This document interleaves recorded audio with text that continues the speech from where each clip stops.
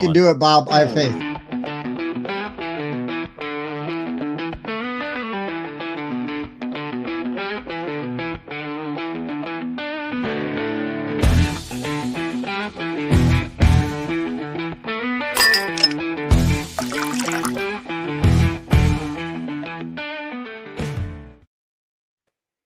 Hey, everybody. I'm Tim.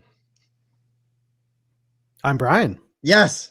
And I'm Bob. Yeah, don't forget, Bob. This is the Board Game Rundown, and we are live for Whiskey Wednesday. Hello to everyone out there. Yes, peace and love. We need more of that today than ever. Today especially. Good golly. Yeah. But without getting depressed about all the horrible things that are happening, let's enjoy each other's company. Let's share in our common love of board games tonight. And tonight we have Brian. He has a game on Kickstarter, right? Legends of the Arena. Yes. Like, please tell us a little bit about yourself, your game, and what you've got going on. Thanks so much, Tim. Yeah, I'm Brian. I made this game with my brother, Michael, and it was kind of the culmination of all of our times battling together head to head across the years. And so we were really inspired by the multiplayer arena battles like Super Smash Brothers, League of Legends, MOBAs, Overwatch. And so we made a game that lets you kind of take your character, take all your friends at game night and jump in there and, knock each other out of the arena. Yeah. Yeah. Actually, Bob and I were the ones that played this for the video, and it felt fitting because Bob and I, out of probably all of our friends, like we're the ones that tend to go head to head the most. Mm-hmm. Most of that is because if Bob and I are on a team, you're going to be in trouble unless we're playing Guards of Atlantis, and then Bob goes against the plan. Just saying. Nice. We were talking about West Todd earlier. West was playing that game with us. Bob, what are you flashing to? What is that? It's the wrong. I was sharing a window in the screen, not the whole screen. Now I got the screen. There's his game. There we go. I'm working on it here, folks. Bear with me. There we go. Mike was feeling a little under the weather, so he decided to take a respite this evening, which is fine. We need him healthy. And if he's not going to be here happy and healthy and having fun, then get some rest. And Bob and I will, we carry the show anyway, so we'll just continue to do that. Yeah, I just got to do the tech work now, so there will be errors, folks. Oh, that's perfect. Also, let's just start shouting out like some of our regulars really quick, and we'll get back into this. But yeah, let's make fun of him while he's absent. Of course, Dave, we will do that. I mean, I do it to his face if he were here, because that's true. My joy in life. But now he can't defend himself. It's even better. Yeah. But good to see Andrew. Good to see Jazz, Carlos, Wayne. Always happy to see you guys. Thanks for being here, Steph. We will see you if you don't finish. We'll see you on the rewatch, because he watches from the other side of the world while he's on his way to work, and then goes to work. He watches us with coffee while we have whiskey, I guess, basically. Yep. But all right. I put a splash of coffee in my whiskey. That's right. So, Brian, you said you designed this with your brother. How long were you guys working on this? We started in 2017. So it's been 8 years. It's been a journey. It's been fantastic. Yeah, we made a bunch of different versions of the game. We knew we wanted to be like brawling teams. That was like non-negotiable, but all the mechanics and such, we changed out many times until it felt right. I also want to say that I have enjoyed your Smash Brothers. Well, I don't want to say Smash Brothers commercial, but your commercial with the guys playing video games. Any sort of platform, generic platform fighter commercial. Yeah. I did enjoy that commercial. I thought that was fun. And you don't always see that with some of the smaller publishers. Usually it's just like a picture and hey, support our game. But to throw up a little commercial like that was kind of fun. That gave me some Matthew Ryan vibes from Envy Board Games. That dude is great on social media and does some great little videos and shorts for like his projects. So if you are doing that, you're on the right track. Yeah, some local guys from Shelfside put that together for us. We had worked with them on our How to Play video and just really liked. Kind of, they immediately locked in and kind of knew the energy we're going for and kind of the, the experience. And it was an easy choice to be like, hey, will you do a video for us too? A little ad. And yeah, I love how it came out. Yeah, no, it was cool. I enjoyed that. Yeah, any resemblance to Super Smash Brothers is entirely coincidental. So when you were working on this, and like, how hard was it for you guys to come up with sort of like unique characters for your game? That was a fun part. I think we have too many characters. We had to cut down characters really to fit the box and fit the vision. We got so many more that are, maybe half done, 3/4 done. My brother in particular is kind of the big character guy. And some of them came together like in a minute, right? Like the time traveler, we knew he was going to mess with the order of how the game played. And so we just picked a couple things that we thought would be fun to rearrange, make things happen all at once, make things take longer. And that was easy. It took a long time to like dial it in balance wise, but it was like, yeah, we knew exactly what it was going to be. Some of the characters like Fitz, Alicia, they've been there since the very start. Like Fitz is, if you played some MOBAs, he's like a Stitch or a Pudge or like a Roadhog from, Overwatch. And so we knew it's like, yeah, we're going to have a grappler. We weren't really totally sure, what his theme was, what his story was. We just what his flavor was going to be. Yeah. Yeah, he ended up being kind of savory. And but he's been with us like all 8 years, right? And just eventually took kind of whenever we thought of something clever, we stuck it in there and see if it stayed with him. So yeah, the characters were, I would say, the most fun part, and probably some of them took surprisingly long, some were quick, came from a lot of different places. My wife was responsible for the opera singer one. She was like, yeah, there's someone in there should be an opera singer. It's like, okay, well, how does that work? And it was sort of a little improv session of like, how would they fight? What would they do if they were in this arena? And so that's fun though, right? I mean, just like, here's a challenge. I think a character should be this, and then you need to figure out mechanically like what that character does and how does that work. Yeah, that's fun. So I want to say, like, so I really enjoyed like the art, right? And the character art is really good. The cards are smaller, right? They're normal, not small, but they're normal size cards. Now that I have this like big screen and I'm zoomed in, I'm looking at Fitz here. His knuckles say sous chef tattooed on his knuckles, and that's pretty hilarious. That was a great detail from the artist. It was a Christian era, but he just threw that. The Crocs also just his the Mario Batali orange Crocs. That's great. Takes a lot of hands, a lot of hands. Yeah. Well, I mean, again, right? Like it just shows some attention to detail. Like, hey, we're doing.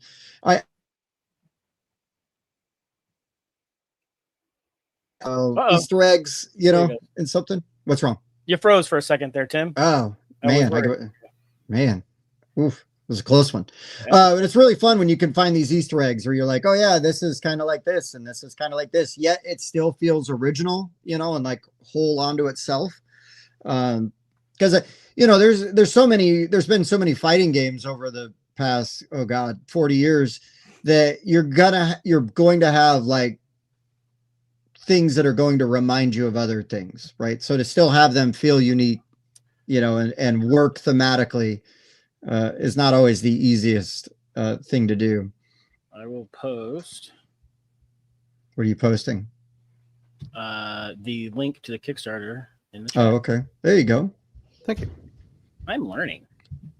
Brian, okay, so I'm going to go on a limb and assume you're a gamer. Like, you a board gamer, video gamer, both? What are you into? Both. I would say, the video games have lapsed. I've slowed down in my old age, and the reflexes aren't there. The APM is lower, but I certainly came up playing a lot of RTS games and then moved into like the MOBAs and then Overwatch a little bit. And that's about where I stopped playing a lot. Still for fun, for sure. With friends, we'll play, little co-op things and stuff. Board game wise, it started with Magic, kind of similar. Started very competitive, playing tournaments and stuff, and then has gradually eased into more of game night with friends, game night with family kind of titles.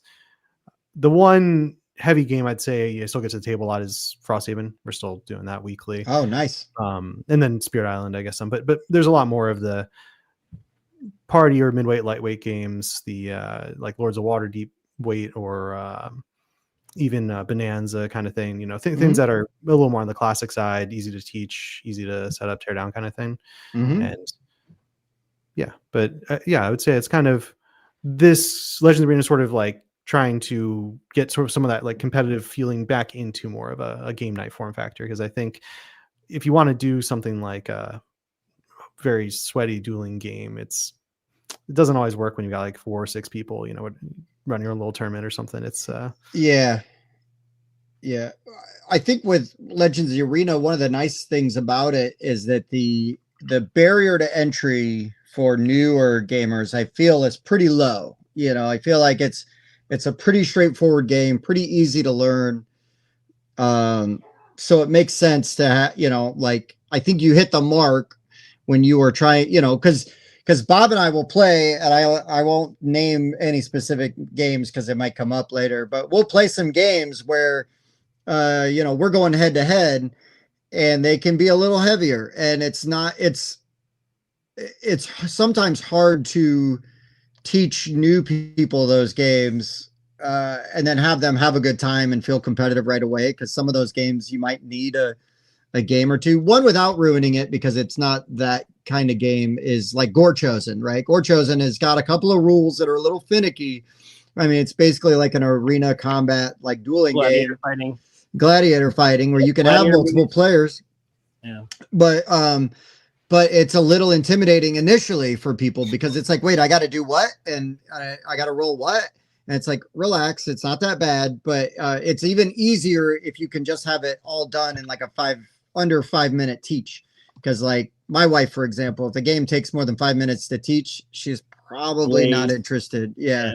Like, it's got to be something she's really interested in, when the odds of that are being low. So it's got to be a quick teach to keep everybody engaged, and then you can have fun. And, so I think you guys did a good job of hitting the mark there.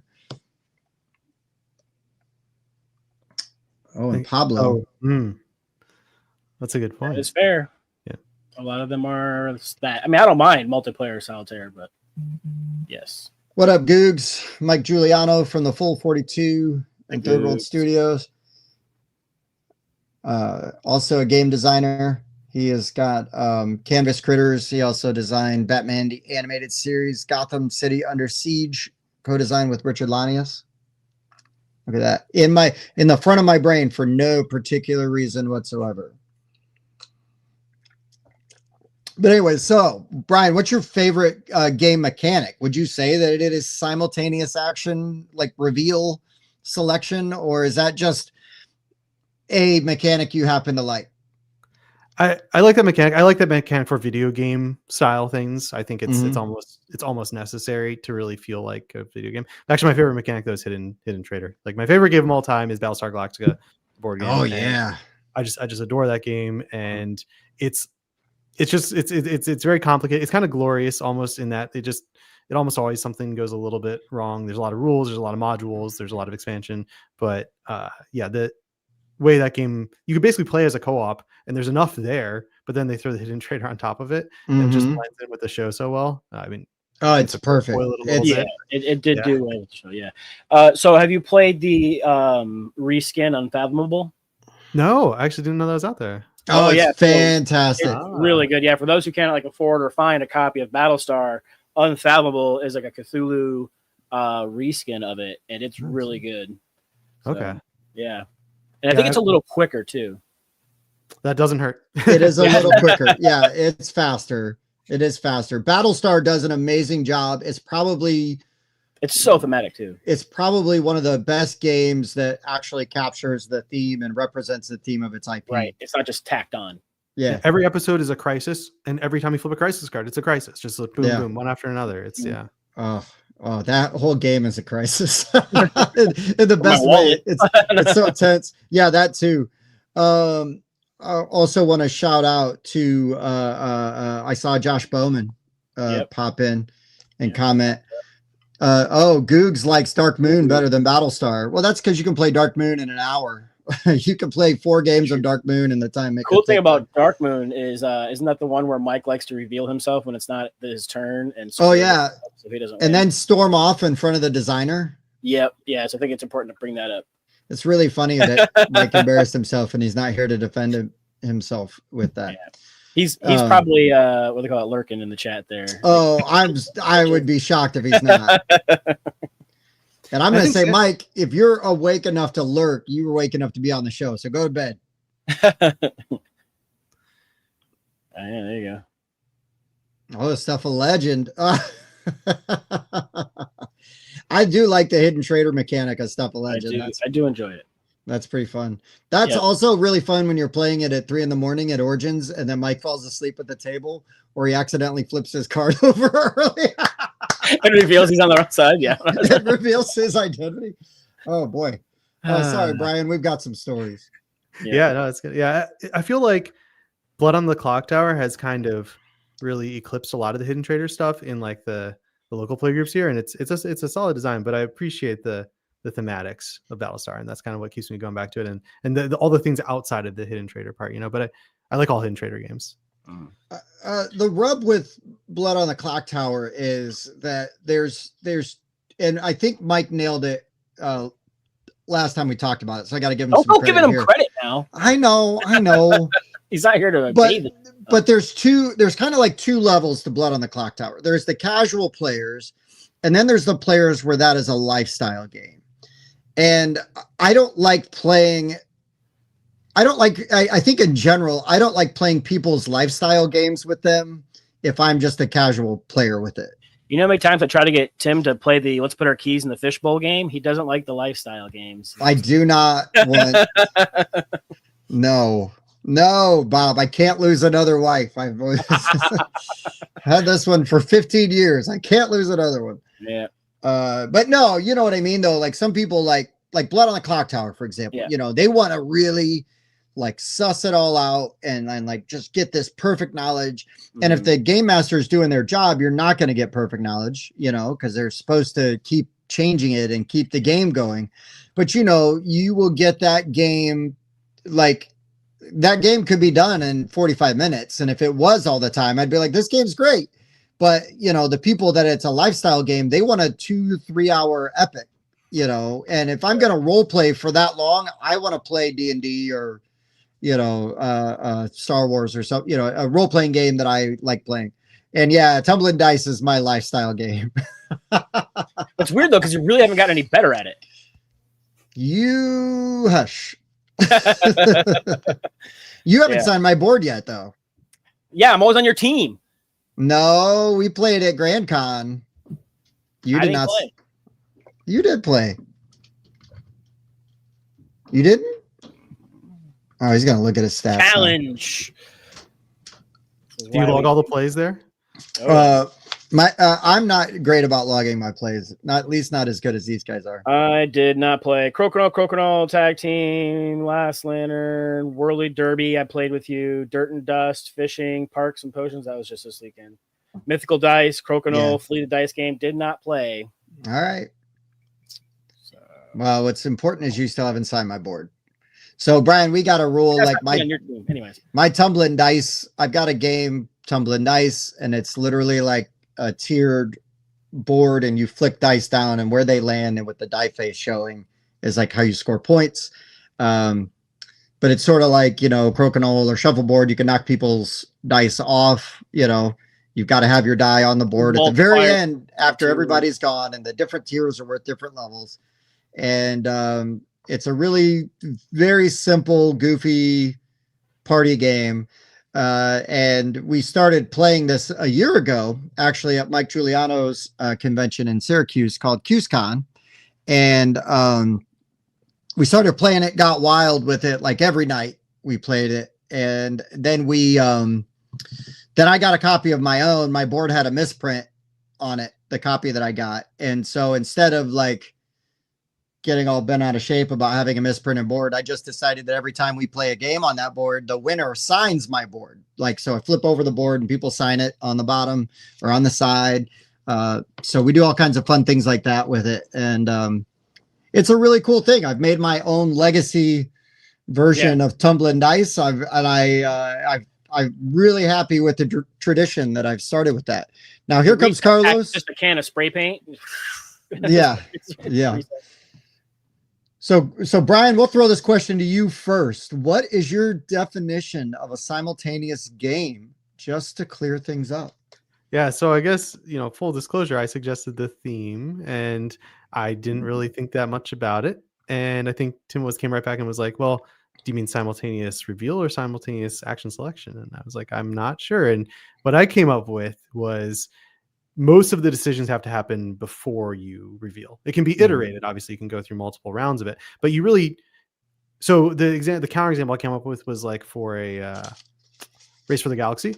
Like I would consider that to be not a simultaneous reveal, or it wasn't in what I was thinking of, because there's still simultaneous action selection, but then you really need to build your tableau, and that's kind of the main thrust of it, and that's sort of all happening outside of that simultaneous part. And so for me it's got to be, but I also feel like well, I guess when we start naming the games, I think some of the ones might not even qualify with my own criteria, so I'm not sure. It's a feeling more than anything else. No, that's fine. It's a vibe.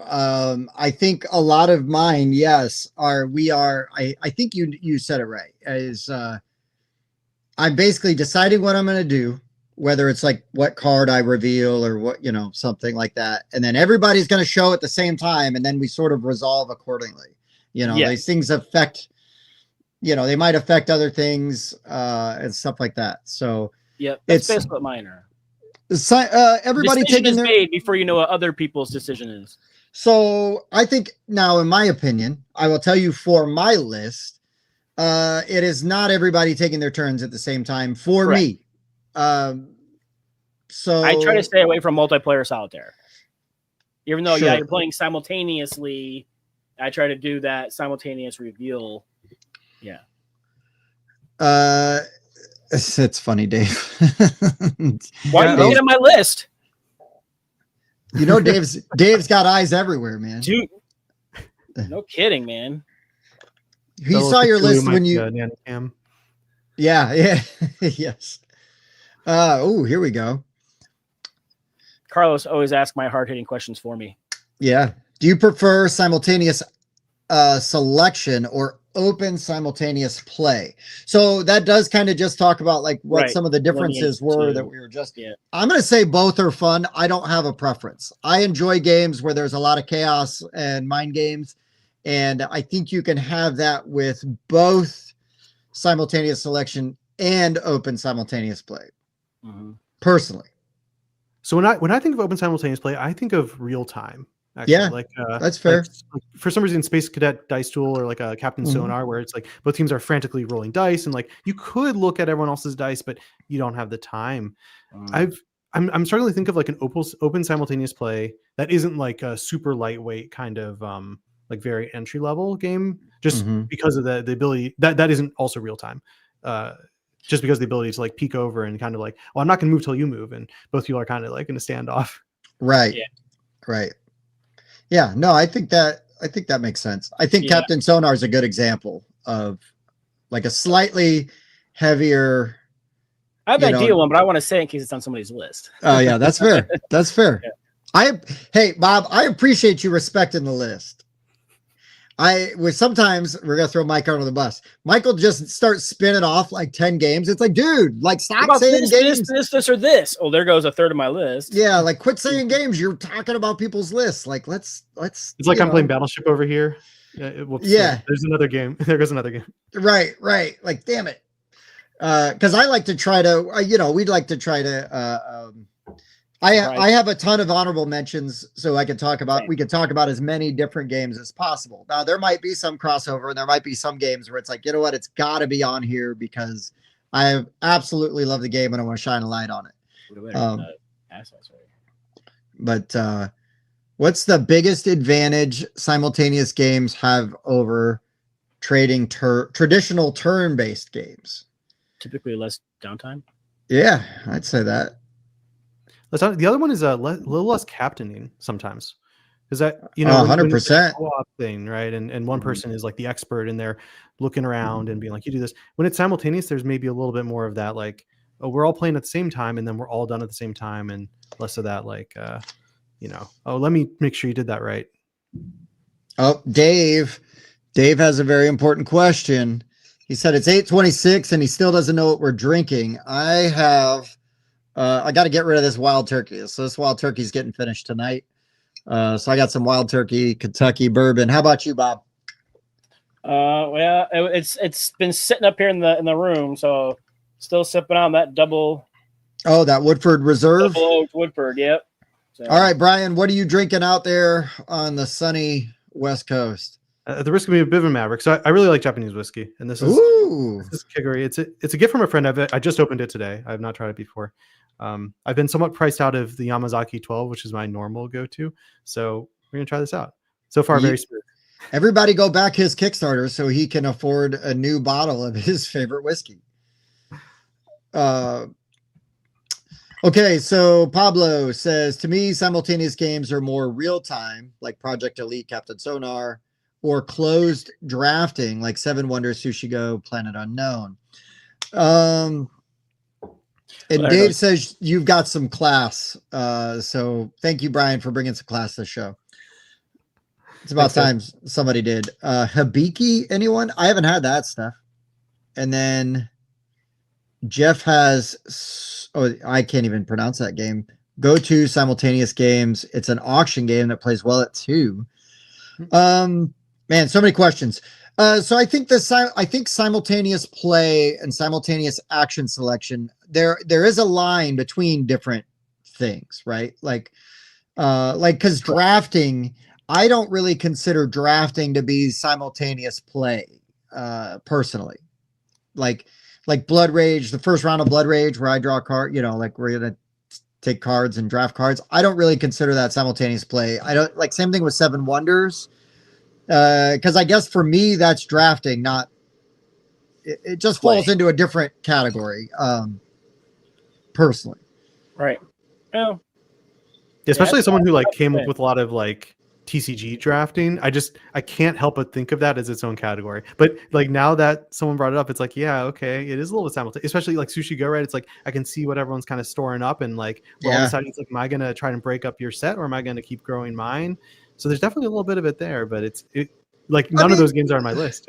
I mean, the thing is the awesome thing, right, is that there is a Venn diagram where there's a lot of overlap, but I'm trying to I tried to pick ones.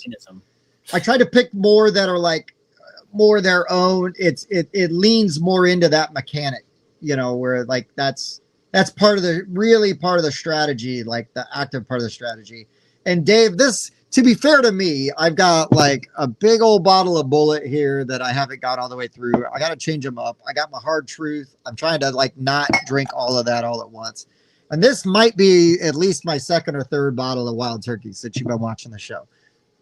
So why don't you get a bottle of Wild Turkey and watch the Mets, and then hopefully they lose? Just saying. I'm not trying to be mean. Just saying. Can't nurse a wild turkey. Everybody knows that. Yeah, those wild turkeys. They're not wild. They are not one for nursing. They just don't latch. You try to nurse it, and it doesn't latch. Mm-mm. Or it does. Either way, you got a problem.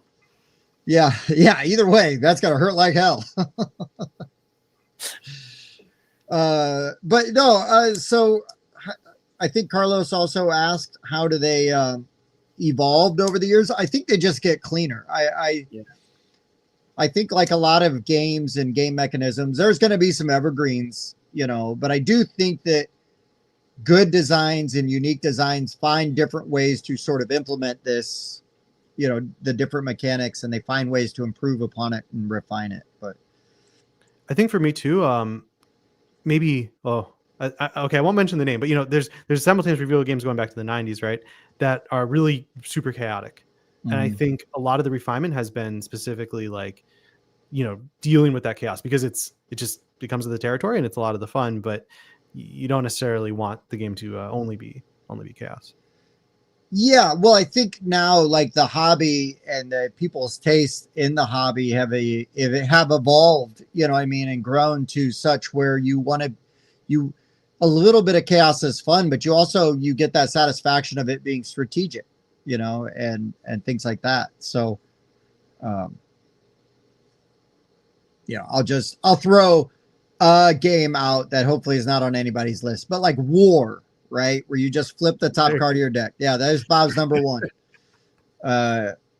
It's like, okay, war is technically, but you're not selecting anything. There's no agency there. So I think all of my games, you've got some agency. You know how to shuffle, you get some agency. Yeah. Yeah, that's true. Oh, Pablo says he doesn't want to spoil, but he's gonna guess that someone's gonna have a Richard Garfield game on his list. I was trying not to say the name. If only he designed a game that any of us have ever played, like Magic the Gathering. Spent a lot of money on Magic the Gathering. Amen. Well, all right, we can get into these lists. Brian, do you got anything else you want to say before we get into this? Yeah, I like to think of those as investments when it comes to Magic the Gathering. I don't like to say I spent money on it. I've invested heavily in premium card stock. There you go.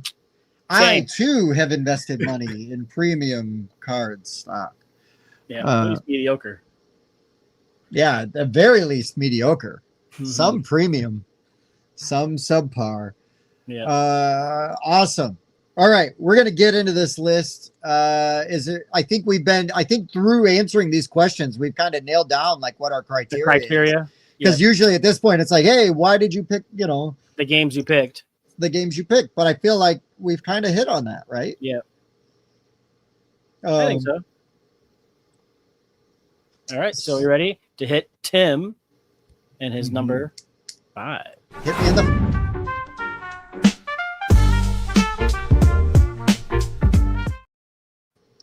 All right, I'm going to go with one that I don't think will be on anybody's list. It's a small game that I think is really fun and also captures the essence of like what we're going for here, and that is Pocket Paragons from Solus Game Studios. Pocket Paragons is a really cool, like asymmetric dueling game. It's a little bit of rock, paper, scissors. I'm going to play this card and you're either going to play an attack or defense, at the same time. And then depending on what you played, we resolve. And there's an instant lose, in there also. And if that happens, re-rack, who cares? Because the game's really short, really sweet. There's tons of different versions of this, tons of characters. I shouldn't say versions, right? There's expansions for this that give you lots of different options for characters and play styles. And very Gundam. There is some of that in there for sure. There's an Acquisitions Incorporated expansion. There's Massiveverse. There's a bunch of stuff in there. But yeah, I really like this game. I believe it is designed by Brian McKay. And I really like this. I had a really good time playing this game. I think I've got everything for it. And even a sweet playmat, which isn't needed, but I mean, I'll take a sweet playmat. So I actually know Brian. He's local. Oh, hell yeah. Yeah. So I will say there's some really cool stuff coming. I can't say anything else, but yeah, it's an awesome series. Oh, well, please tell Brian that we say hi. He should remember us because we interviewed him at Gen Con a few years back. Okay. Yeah. So I was the guy that interviewed him and he signed my copy for me. Very nice. And so it's cool that you like small world, right? Because when I said Pocket Paragons, I only expected Bob to know about it because it's kind of a smaller, thing from a smaller publisher. But yeah. Cool.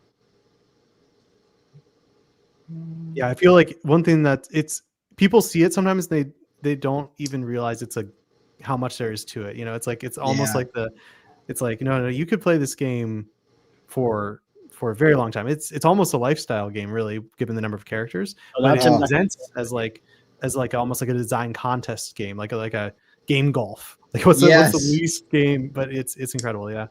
And the publisher Chris also has like a fighting game pedigree and like has worked on things for Level 99 and they really know their stuff with that. Yeah, Chris, every time I see Chris, he is always getting ready to go off to play in like a Star Wars Unlimited tournament or something.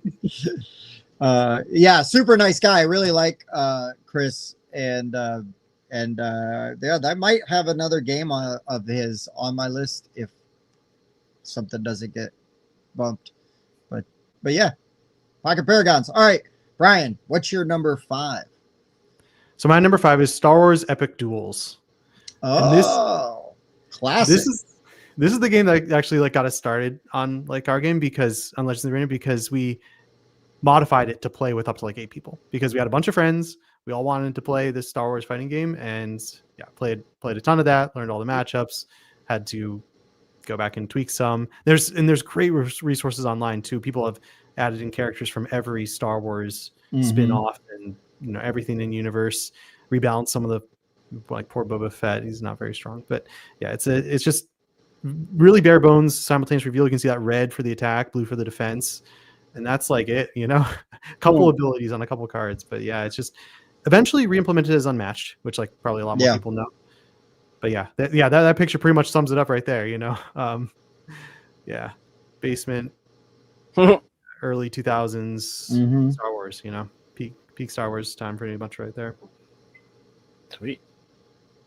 Love me some Star Wars. I haven't played this one though. Well, you wouldn't like it because Boba Fett's weak.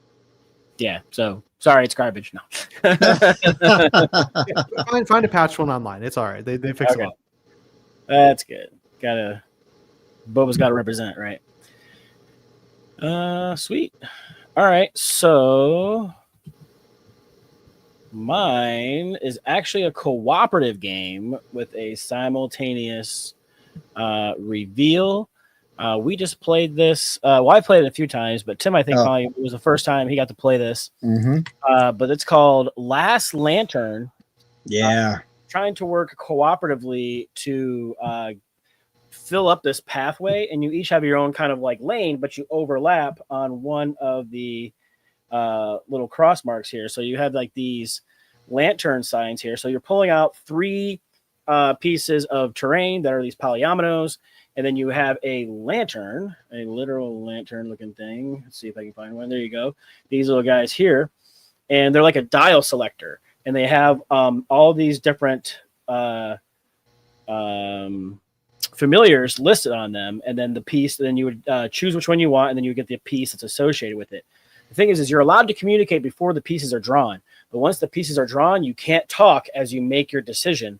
And then you reveal, and if everybody picks a different one, cool. Everybody gets a familiar. Everybody gets their appropriate piece. They put it in their place. Cool. But what happens is if you don't if 2 people take the same one and one doesn't get chosen, it gets placed up here at the top of the board, and you get these dead fireflies that go into this bag, and that's bad because as you fill up these spots and you hit those lantern paths, you'll have to fill in any empty spots with random fireflies from this bag. Some of them are still lit up, and then some of them are dead. And if you have 4 dead ones out, you lose. But it was just a really interesting little co-op. Plays in like 40 minutes. Cutesy art, neat polyominoes, and that simultaneous reveal. And you hope that everything goes according to plan. Yeah, this is really good. This was really good. No, that's not what I want. It's funny. I was at a playtesting session the other day, and someone was working on a Firefly-based game, very different. But we started talking, and we could not think of a single one out there. So I'm glad there is a solid Firefly game out there, because it feels like something that should be designed around. The real small company out of Taiwan. It's like 3 people. But Mike had highlighted this on his Gen Con preview. And I found the booth, talked to the guy, and he's got this game. He had a couple other games too that looked really good. So I'll be excited to see what else pops out. But yeah, not a lot of pictures on here, not a lot of eyes on this game. I think more people should see it because it was fun. Yeah. Does it kind of play out like a co-op Tetris? That's almost what I was imagining.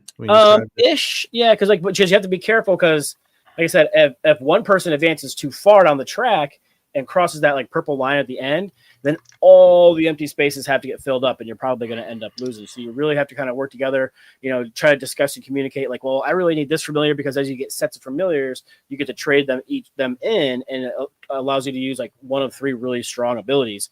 And so you want to try to balance that with making sure you're getting the right piece, which is where it can kind of come in okay, well, I want this kind of a piece. Okay, I want this kind of familiar. And then that piece goes with that familiar. And you're well, crap, do I still go for that piece? Or I let him take it? And so, that's where that reveal comes into play, and you hope everything goes according to plan. So, I mean, that's my favorite part of any game. I just hope everything goes to plan. Oh, it's a great plan. I'm happy to be a part of it. right.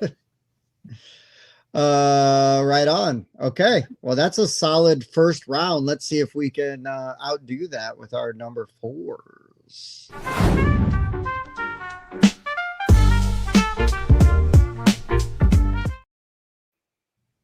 All right, so we were talking a little bit about some games kind of being chaos. This game is sort of chaos, but in a weird way, and I absolutely love it. But QE, quantitative easing, is just a crazy fun, because the simultaneous action selection sort of reveal is the betting that you're doing. The bidding is what I should say. The bidding that you are doing on these tiles. And you don't know what everybody else bet, which I kind of love. So it's kind of a cheat on the reveal, but the high bet is revealed, well, it's like, well, geez, I didn't spend that. I knew I bid a lot on this. So, and so to know, to sort of have that and the way that those bids are submitted, it's insane. I love it. I love the way you turn them in, and then the tension as to like who's gonna win, and who spent the least money. Because not who spent the least money, who spent the most money, because you lose automatically if you spent the most money. So this sort of secret bidding and reveal who just gets the high, who gets the tile because they were the high bidder, and you're like, holy smokes, like how much did they bid? I know I bid $1 million. I mean, you can bid as much as you want. I mean, any number, literally as much as you want. And that's the insanity behind this no game rails that I absolutely love. And it's really fun because I remember the first couple games of this we played, the bids would be like $700. Oh, that's cute. And then this, it's like 300 million. And you're like, what is happening? But yeah, I just love QE and all its insanity and stupidity. It's a great game, a really, really great game. And I didn't care for it as much because there are no rails on it. Yeah. This is one where it's embraced the chaos, like it is. I feel like this one wins like some kind of special mention for having like doing the best job on the most complicated theme. Like taking something so abstract and making it actually kind of feel right. Like that's... and you actually, if you think about it just a tiny bit, understand what quantitative easing is, when you're done. Yeah, it's not like an educational game, but it kind of serves as one, But it could be. You're learning and you don't even know it. Yes. That's how they get you. That is how they get you. I just enjoy this game quite a bit. I think it's super fun. Look, I don't play this game to win. I play this game just to cackle. Yeah. All right, Brian, how about you? What is your number 4, sir? Yeah, so I went with Colt Express. And love it.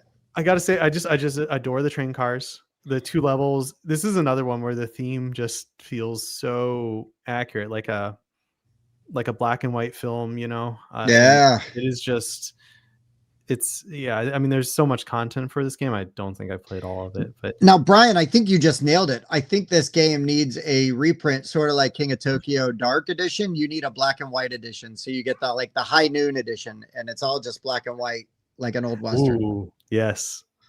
Yeah. With some sound effects written onto the, on the cards or whatever. Onto the, yeah.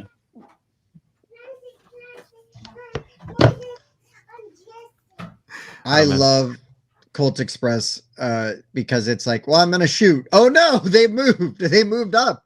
Now I'm going to shoot somebody else because that bullet just keeps going. That's funny. Yeah, it's wild. I don't think I've ever played this. If I have, it was only once. It was a while ago. Oh, yeah. I've got it. I've got the DeLorean expansion, too. Nice. Yeah, where is it? It's over here somewhere. Aren't you Mr. Fancy Pants? Well, once I saw there was a DeLorean. Oh, it's up. I know, Once I that's saw right. there was a DeLorean for it, I had to get it. I mean, there might as well have been like a Doctor Who expansion because who's getting that? Tim? Right. Yeah. Hey, you're gonna put a TARDIS in a game? Like, come on. Yeah, you're gonna not get it. Yeah. Right. Come on. Let's be real. Yeah. All right.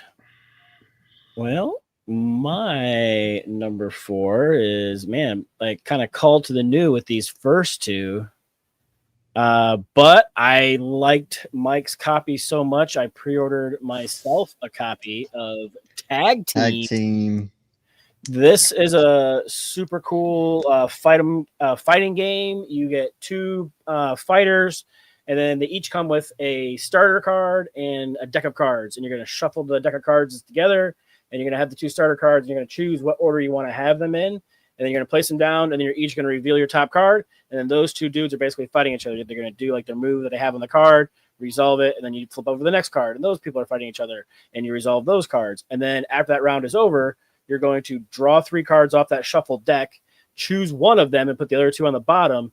Take that one card, the other cards you have, pick them up. But those cards have to stay in the same order. But that card you just got can go anywhere, front, top, bottom, in the middle, wherever you want to put it at. And then you're going to put that pile back down, and then you're going to flip them over again and fight off. And just the combinations of characters that you can do, and like, because they all have different like types of attributes. Some of them are just beat sticks. Some of them have like a bunch of like intricate abilities. Some of them will heal people, and just coming up with the cool new combinations and playing that back and forth has been a lot of fun. I want to try it more. So, Evan, this game is way better than Challengers. I think Challengers is fine. Challengers is good. This game's way better.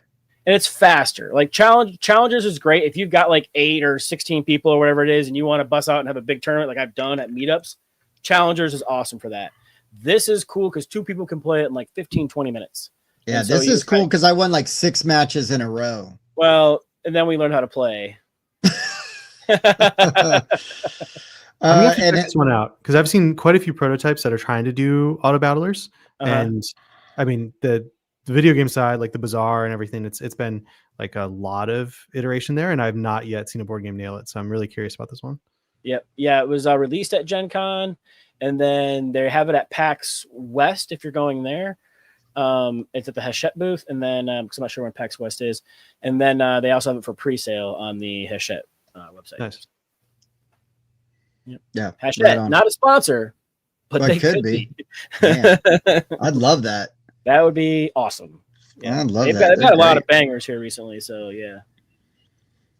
I didn't even like pull up any of like the art or anything. I just kept started talking about it, but yeah. I guess real quick I can kind of show you.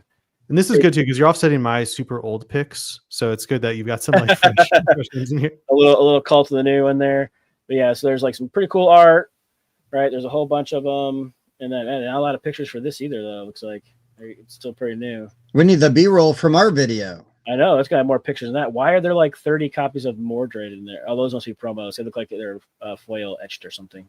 Oh, okay. Yeah, that looks cool. But yep,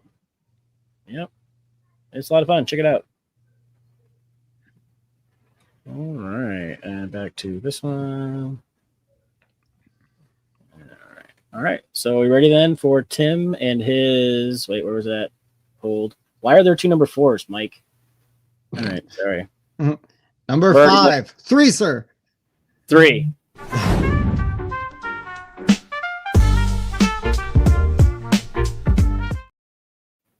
I couldn't do the quote if I said 3 first. I had to say 5. This is true. No, that worked. Okay, good. For Okay, 2, I'm so getting Endeavor to get the fingers up at the same time y'all do. I'm gonna be ready. Yeah, without warning. Well, next time you come on, you'll be even better because you'll be really into it. We'll simultaneously reveal our numbers. We will reveal your number at the same time. Yes. Oh no, 1. Like which number I want to do. I didn't realize we were playing that game. Okay. My number 3, I'm gonna go with an older weird game. So Brian doesn't feel left out. Even though Colt Express is great, like simultaneous reveal program movement, like Colt Express was like one of the first program movement games I played. It's fantastic. But I gotta go. We're in the depths. I shouldn't say the depths. We're starting to get into football season. And this is my favorite football game out there right now, and that is First and Roll. Basically, one player is playing an offense, one player is playing defense. You're going to change, as depending on who has the ball. But I'm gonna pick what dice I'm gonna roll, whether I'm going for a long pass, a short pass, or a run, and the defense is gonna pick their dice, whether they're going to defend the long pass, the short pass, or the run. And yeah, this game is nuts and it's goofy, but it's got a fun magnetic board. And yeah, you're just chucking dice, and and like football, crazy things happen. There's turnovers, you can force fumbles, interceptions, things like that. Stuff does definitely not go to plan a lot of the time, but who cares? We're rolling dice, we're playing a board game, we're having fun. So I absolutely love First and Roll. I have an old edition. It might have an updated version, but and then our friend of the show and resident troll, Chris Charlwood, even has some expansions for this game that I didn't even know existed. He would. Yeah. But First and Roll, it's a light, fun sports game that I enjoy quite a bit. I think those pictures have so many dice. Are those all like different teams, or what's the variation there? I do not know, because that's a different version. I think the red die is like the run die, and then the green die is like the long pass, and then maybe the yellow is like the intermediate pass. But some of these pictures are different versions than what I've got. That's what you have, isn't it? Yeah, that's what I have. That's the version I have right there. Wooden dice. No, they're not wooden. Oh, okay. They look that's just like one tan die there. You say so. Usually the wooden dice have those like super rounded corners. You relax. Yeah, let's see. They're not wooden. Anyways, this game's fun. Yep. And as a sports fan, I always like on the lookout for a fun sports themed game as well. So Kent and I, rock, paper, scissors. That is a great simultaneous reveal game. Yep. Sorry if I stepped on any list there. It's better than war. Yeah. All right, Brian. What you got? So I've got Pocket Paragons. This is my number 3. Hey! Nice. Sorry to step on your list with my pick, but please continue. Tell us why you like Pocket Paragons. Yeah, so I love how it's basically the entire fighting game experience, but like abstracted down to the absolute, like just like the broth you've been simmering all day, and it's just pure flavor. And it has all of the kind of moments you would, like that execute card you mentioned, right? You can just time it right and get lucky, but there's also the path to victory through just incremental value. Characters do very different things. There's your archetypes of your defensive, your offensive, your grappler, whatever. It's all kind of in there. And yeah, I mean the box, shout out to the box. Like you can put it all in there, and you just kind of thumb through it, and you can travel with it quite nicely. It's really I've got all of mine consolidated, I think, into just one box, like all the sets. Yeah. And yeah, it really I feel like I don't know, it's a great way to like introduce people to kind of the simultaneous kind of fighting sort of thing, especially if they never really got into the video games, because there's a big execution barrier and like a lot of learning. But this is, you don't even need to be able to count cards that well, right? It's like 4 you need to keep track of. Yeah. And that's a great way to start. Yeah, this is fun. I'm glad that somebody else likes this game other than me, because this is one of those like little hidden gems. I think, it's cheap to play, get into and play, and it's very accessible. It's a great little 2-player game. All right.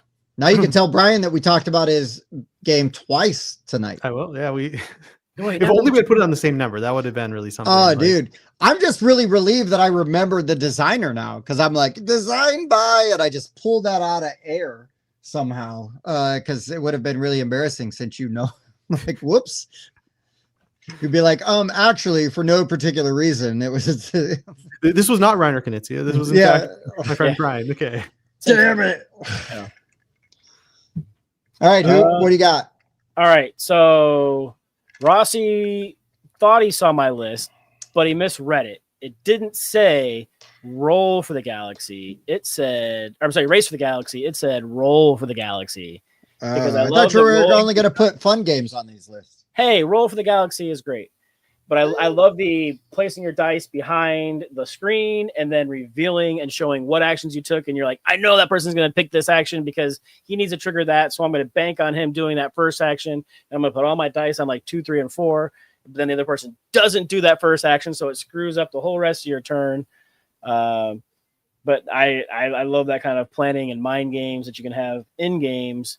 And you get that little tableau building and whatnot going on. But that whole pulling the dice out, rolling them behind your screen. Here we go. And then assigning them to these different actions. And then those are the actions that will trigger. So if nobody places any dice in Explore, nobody's exploring. But if somebody puts a die, you get to explore. So it's really cool. I enjoy this game quite a bit. Even though it gets poo-pooed on. Listen, no, I think I'm the only one that poo-poos on this game. Everybody else loves this game. I don't know. I played it like 3 or 4 times and it's yet to like click for me. And I didn't necessarily love Race more. Actually, I liked Race worse or less, just because I was playing it with somebody who was like their lifestyle game. And I'm like, yes, okay, I'm aware of that.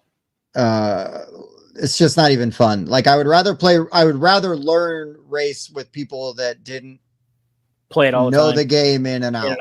Yep. So I at least can like feel competitive with my choices. Mm-hmm. But when you're behind the 8 ball the whole game, because you're like, what's this do? What's this do? What's this do? Yeah. Have you played both of those, Brian? Or yeah, I feel so. Actually, Race for the Galaxy played a bunch of. I feel like that's a game that's like transitioned to classic territory for me. I'm not sure if that, people would agree, but it's sort of. It's definitely like a classic. I would agree with that. So define classic. 10 years or older. For what I was thinking is like something that comes up just so frequently, especially for new people to the game. You'll find it on any platform. You'll find it at most stores. It's something that's like a really accessible, like physically to buy, game that is older and kind of also sort of set a benchmark for that style of game. I think if you came out with another Race for the Galaxy, Race for the the Great Plains or something, it would not really. People would be like, yeah, we just already have this other game. It kind of. Yeah, you better do something new with it. Yeah. Yeah. Mm-hmm. But yeah, so Roll for the Galaxy is actually, it's one of my games that's in shrink wrap, and I'm really embarrassed to admit that. I was really interested because I like Race for the Galaxy. I wanted to see like where the dice took it, and I think it's one of the earlier games, right, that tried to kind of take the Euro mechanics but then blend it with the dice a bit. I think so. I played some newer ones that like I played like Sam's like Forges of Ravenshire, for example, and oh hell yeah, I love that game. Forges, right? Which I feel like takes a lot of that stuff way further, but yeah. So it's Sam, friend of the show, and just friend, yeah, just a friend in life, yeah. Mm-hmm. He's a cool guy. I met him out at Origins a while ago. West introduced me to Sam, and yeah. But yeah, I've not played Roll for the Galaxy yet, so I can't actually speak to that one. But yeah, Race for the Galaxy I've played quite a bit and introduced a lot of people to hobby games. If it gets people into the hobby, like awesome. Just because I don't love it doesn't mean anything. Yeah, but Tim, do you prefer Roll or Race? I would prefer Roll over Race personally. Okay. But I didn't really have a lot of fun playing either. But I had more fun low bar playing Race for the Galaxy or Roll for the Galaxy than I did Race for the Galaxy. That's fair. So, all right, cool beans. But I understood when I played Race for the Galaxy. I understand why. Like when playing it, I'm like, I understand why this is an evergreen game. There's just other things I'd rather be playing at this point with that sort of engine tableau building, sort of thing. And for me, maybe. It's sort of like going back and watching an old movie where it like starts to feel like homework versus, this isn't as slick as like the new thing. you know, but sometimes you have to remember like, hey, this used to be the new thing, you know, at one point in time. It's foundational, you know. It's like Exactly. without that, I mean, because I will say the theming, it's a little light, you know. The art is a little dated, but that's like it's still fun, you know. But it Yeah. doesn't necessarily, the way newer games like lock in with the theming so much more tightly Yeah. is something that is really like changed. And it's definitely no Race for the Great Plains, which everybody knows is a classic game of subjugation and I don't know, whatever they were doing when they were racing for the Great Plains. They're manifesting destiny. Yeah, that's right. That's right. It's America. It is. All right. Awesome. Well, let's We're just zipping. yeah, we are zipping. Let's go. That's fine. All right. Let's get to that number 2. Let's go to number 2.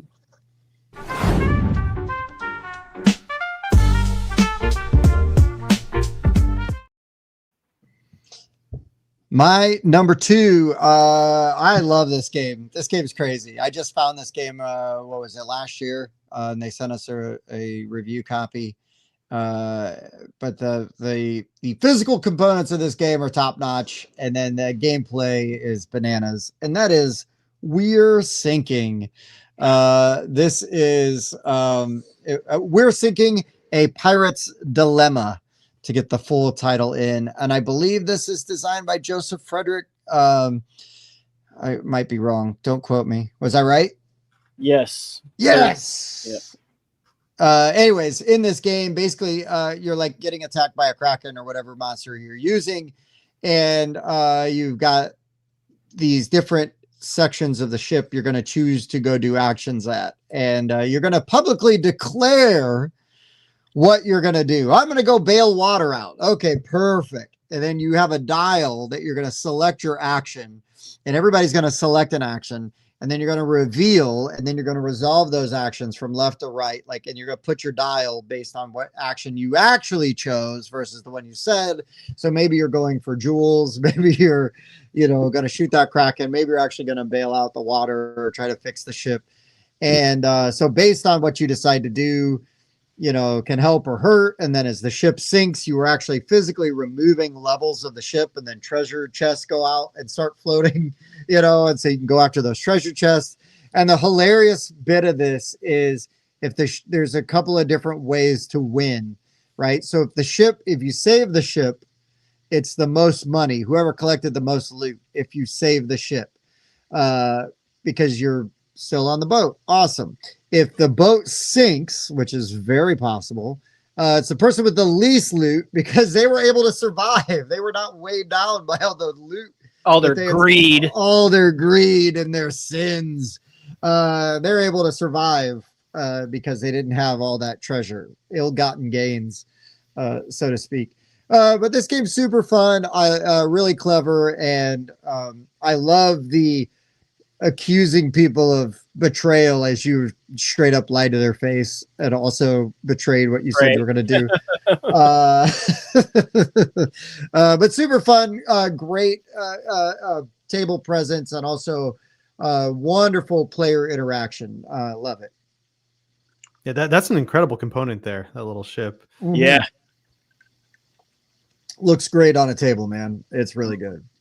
And I like that you get the hidden role, the hidden like trader, as well as the simultaneous reveal. That's two of my favorites there. Well, you can, and anybody can choose to do that. It's not even like you have an assigned role. You just are going to decide, hey, I am a pirate after all, I'm going to take some stuff. So yeah, there's a real fun push and pull with that. So great game. Everybody should check it out. All right. Yeah. So my number 2 is BattleCon. Okay. Yeah. That is like classic. There's the classic game for sure. Fighting game, kind of, I'd say sort of like a Guilty Gear energy to it, but the level 99 games, and this one, I feel like it's like the chess of these kind of head-to-head 2-person fighting games, because you need to think through all the possibilities. You can see a couple cards the person's already played that they can't play again. You know what they've got left, you know what you've got, and you just kind of walk down that tree and you get them in a corner somewhere that they can't get out of. And so it's a heavy one. I think like it plays honestly like 2 hours. If you don't have a timer on it, like that's about right. If you are going up against someone else who wants to kind of play it all the way through. But yeah, I don't know. It's just like really opened up the door for that. And as a heavy experience, and yeah, my goodness, there's so many characters, just staggering number of characters. Really, yeah, I've played maybe half. Why doesn't Legends of the Arena have this many characters? That's what the public is asking. Just kidding. That's a lot of characters. Yeah, it did not start with as many characters as you imagine. They came over time. And oh, sure. Yeah. But yeah, it's just, I don't know. It's I don't think I can't say it even hits the table a lot for me, because who would I play this with exactly? But like my brother and I will play it, and occasionally we'll show it to someone else. And I don't think we've gotten to stick it with anybody else yet, but I know there are people out there who adore this game. Oh, sure. Yeah. You know, what's funny is I got a copy of this game in a trade years ago, sat on my shelf for like 2 years, and then I traded it away without ever playing it. So that is my great shame tonight, but I will admit. You have Roll for the Galaxy and Shrink. I had a copy of BattleCon for like 2 years, never played it, and it left the way that it came in via trade. But I'm glad you like it. Now I'm like, dang, maybe I shouldn't have traded that, but I don't even remember what I got for it. So who knows? Yeah, could have been a misconnection there. You know, you might be the world's biggest BattleCon fan yet undiscovered. Sliding doors, man. You know, it's just alternate timeline where I am the BattleCon master. I don't know. All right, Bob. Ed, you're in this timeline where you're like a mediocre player of DC Deck Builder. You're welcome. Hey, I'm above average. All right. So my number 2. So I love civilization type games. And there's a really cool civilization type game that I like to bring up whenever I can, because not a lot of people know about it, and it goes over pretty well when I teach it to people. But on your turn, you're going to pick one of the tiles that you have unlocked and then reveal it, and then they will be resolved. Like all the 1s will go, 2s will go, 3s will go. But the right button here, Korra, Rise of an Empire. I want to play this game so bad. I played it with so many people, but everybody but me. I feel like that's intentional. A little bit. I don't want to destroy you at it. You'd be like, well, this game sucks anyway. So go to hell. I don't want to Foundations of Rome it. But you get like a player board, and then you're gonna get this like Greek city that's like asymmetrical, and you have these tiles. Let's see if I can find the actual tiles here. And they have the different types of things, like agriculture. Let's see, they had them listed off here, like politics, trade, culture, military, and then depending on what you do, you're going to raise those stats of your civilization, and then that's going to allow you to collect like different incomes or to go fight different battles and get some resources. And they got some nice dual layer player boards where you get to track all this stuff and you get to unlock new things. They have, let's see, that's the battle board there where you, as long as you have different types of combat values, you can take these tokens, a little bit of set collection going on with that. And then there's these tracks right here where it kind of just tracks like your military strength, your number of citizens you have, your income and all that kind of stuff. But yeah, it's, if you like civilization types games, it's sort of abstract, right? 'Cause it's not really dudes on a map or anything like that. You're just kind of like, tracking these different levels. But then it has that simultaneous, like, ooh, what do I want to do? I want to do politics this time. Well, I'm going to do military this time because I'm going to go after that token. And you simultaneously reveal, and then you go in order of who chose what. And there's like a hierarchy of which actions go first or last or whatever. Yeah, and that little Corinthian column meeple piece, or I don't know, ionic column, whatever. Super cool. Yeah. Yep. And that's your culture track. So, yep. Yeah, it says up top, culture. So, in German, nonetheless. Yes, but I can tell. I read German. That says culture. That's the only word in German Bob knows. That's well, that word and then this phrase explaining the first phrase. Then that's Yes, that's it. That's all. Oh shoot, that's hilarious. Yeah, where's Mike? Off, busy wearing pants somewhere. Yeah, Evan. Mike wasn't feeling good tonight, so Bob and I decided to, you know what? We're gonna show him how it's done. Yep. You know, we're the heart and soul of this. Just don't watch the first like 5 minutes of the show because I was clicking on the wrong thing there. So that's all right. Listen, hold on. Mike has been running your part of the show for years. Yeah. And he still makes mistakes. So it's fine. All right. We probably that all of that being said, we probably need to get to our number ones. Brian got it.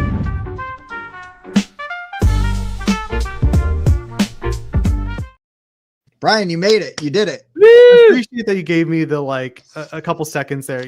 We better get to our take a beat and set it up. I try to be a good host. Or numbers. Okay. Yeah, either one. Okay. So this was going to be on my list regardless if anybody else had it on their list, because this is one of my all-time favorite games, and the simultaneous action selection and reveal is where this game really sings. And Bob, you're typing, so I bet you already know. Hold on, wait, hold on. Okay. Tell me when you're ready, and I'll say the title. We'll see if you're right. Because this game, okay. You want to talk about games that capture the theme? Nearly perfectly. Oh, you sweet summer child. There can only be one. It's Game of Thrones. Yes. I knew it. When Bob went right to the cat furiously typing.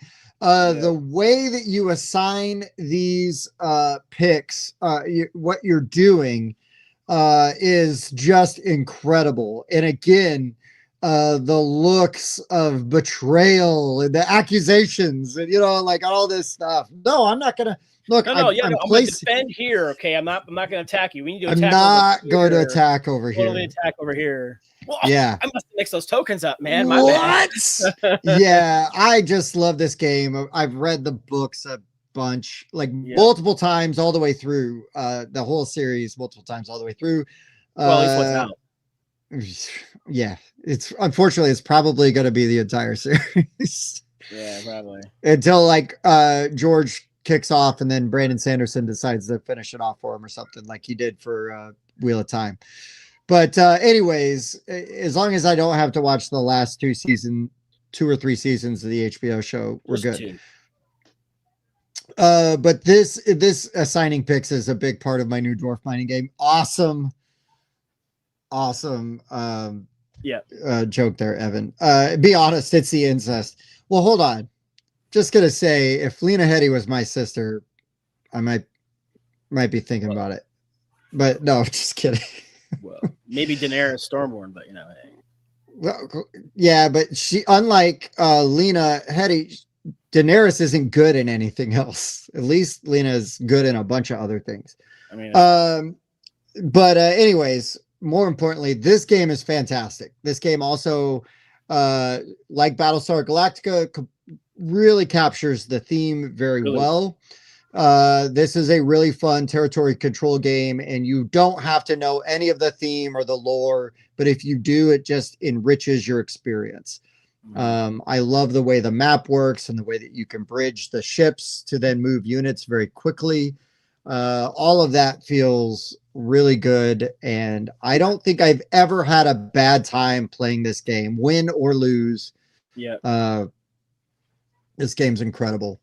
And I absolutely love it. Sentient Games. Hey, Ty, what's up, bro? I don't know which one you were hoping I was going to say.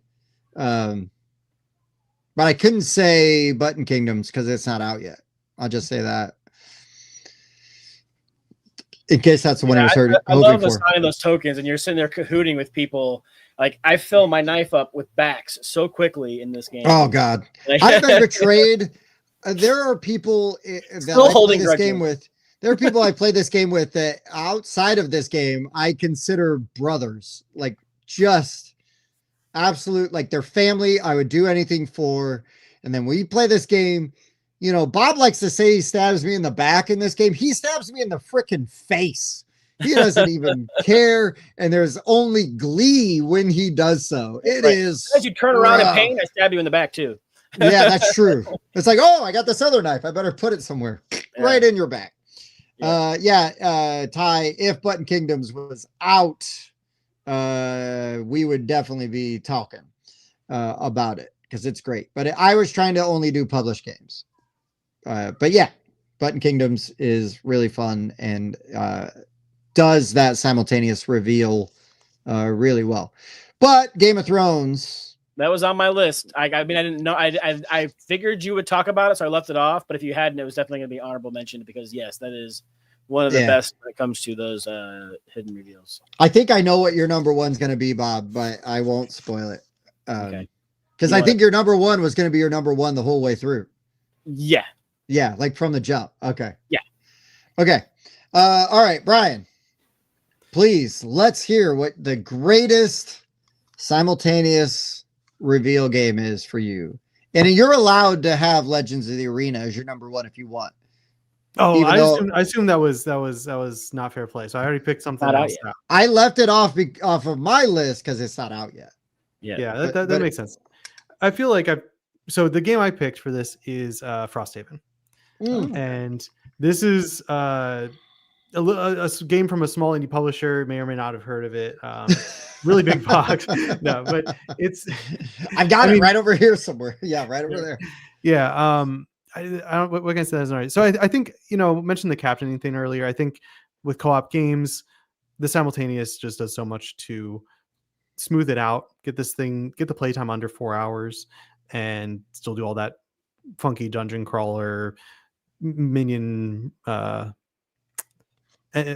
monster AI, complicated characters. You get all that big stuff, but if it wasn't for the simultaneous part of the game, I think it could easily push 4 or 5 hours of all the scheming and talking and coordinating that would happen. And so I think it was a smart use of the mechanic to kind of shave off a lot of the, if you're playing D&D or something, right, your whole group might talk forever about how you're going to obliterate this boss, and then the DM's falling asleep over there. So I mean, Bob and I have literally spent an hour in a DM session or a Dungeons and Dragons session, me and other guys, figuring out how to scale a 6-foot wall.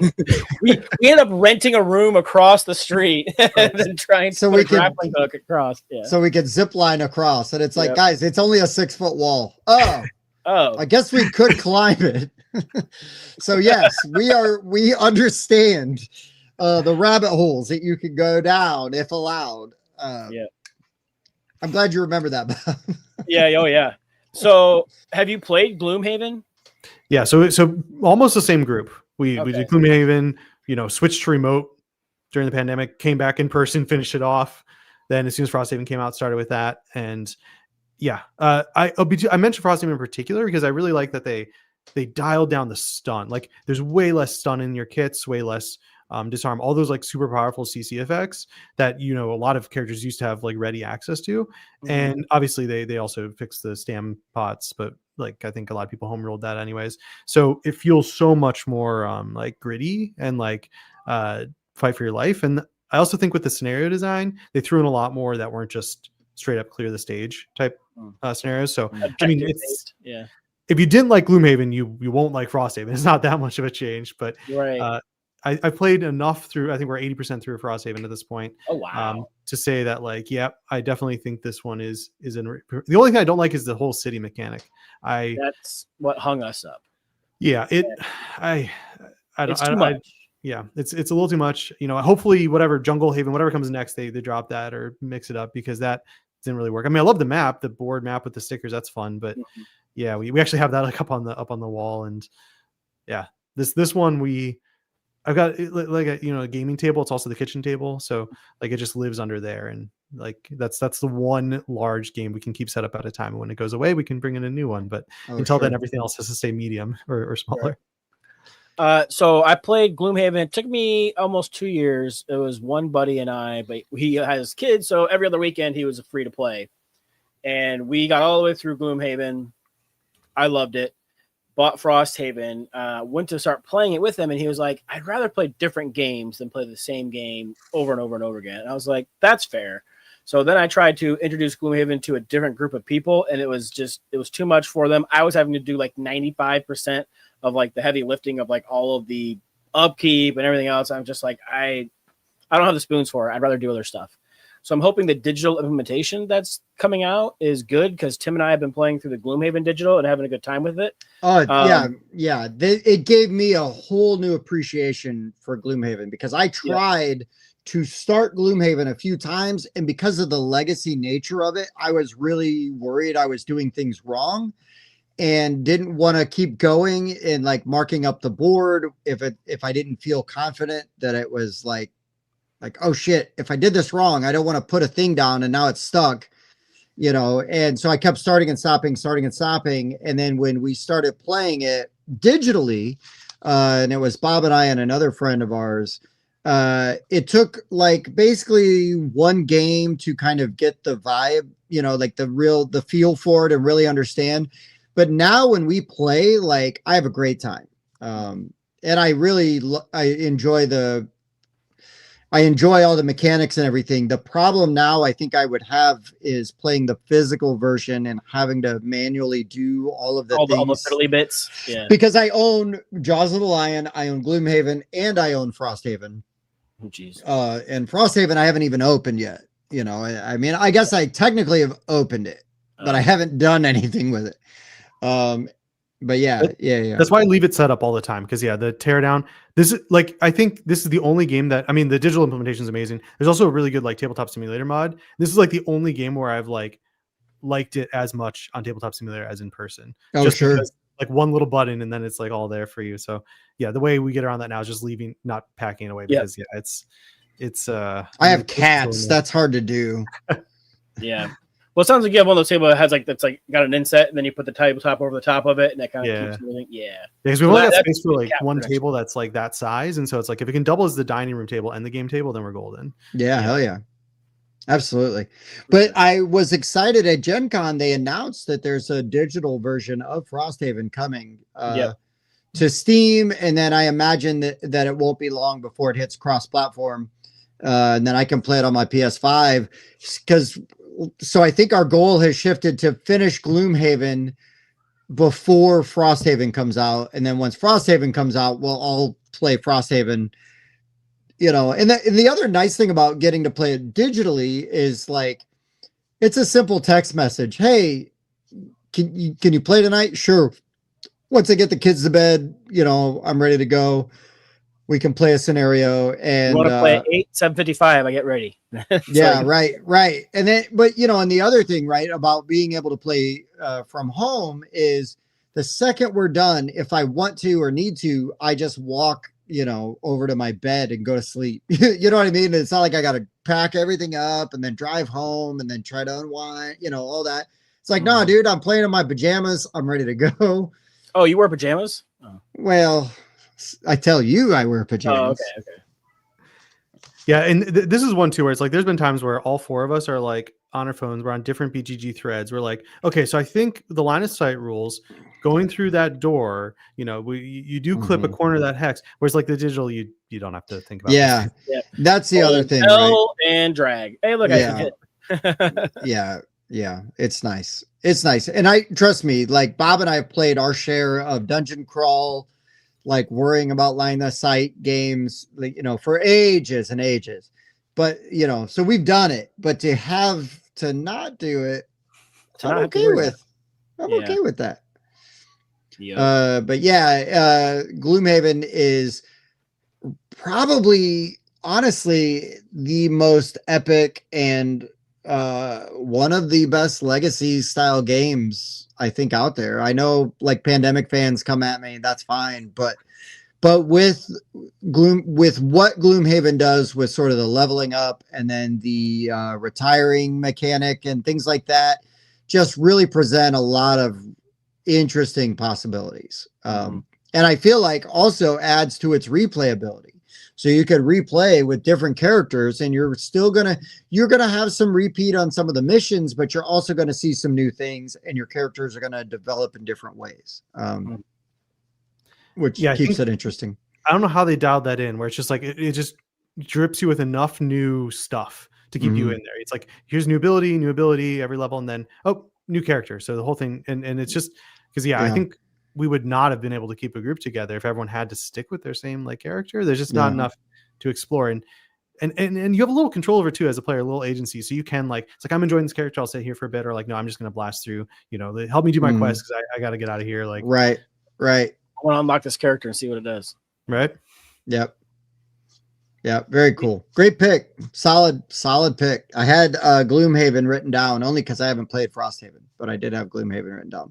What's up, Andrew Styles? Hey. We got Andrew in the chat. Speaking of hidden reveals, I want to know what Andrew's favorite simultaneous reveal. Is it wine cellar? Maybe. All right. So did you want to guess at my number one, Tim, or you just want me to go ahead and say it? Well, I'm going to say that it's 2 words. First word begins with a W. Second word begins with an R, right? There we go. Can you see that picture? I can see that picture. War Room. Everybody knows I love me some World War II games. Axis and Allies is usually my favorite, but War Room has an awesome reveal mechanism. Everybody is simultaneously giving 6 to 9, depending on what country you're running, orders to your different units.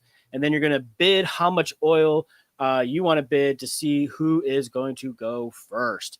And you reveal who has the highest oil bid, gets to move their units. And that can be super important because if you think they're going to move their units out and attack someplace you don't want them to attack, you can move yours in and pin them down, and then they can't move out of that zone. And so that hidden bid, but then you also have to use that oil to build a lot of your units and stuff. So you can't bid too much of it, or you're not going to get to build any tanks or build any planes or anything like that. And man, this game is just awesome. Like I love this game. It's super epic. It's got a lot of those like stand up cheering kinds of moments. If you play with the first edition rules, they've got a battle board. So not only are you doing like infantry and tank and artillery, you can choose to put those units on either offense or defense, and then increase the likelihood of them hitting or give them more defensive value so they don't die as easily.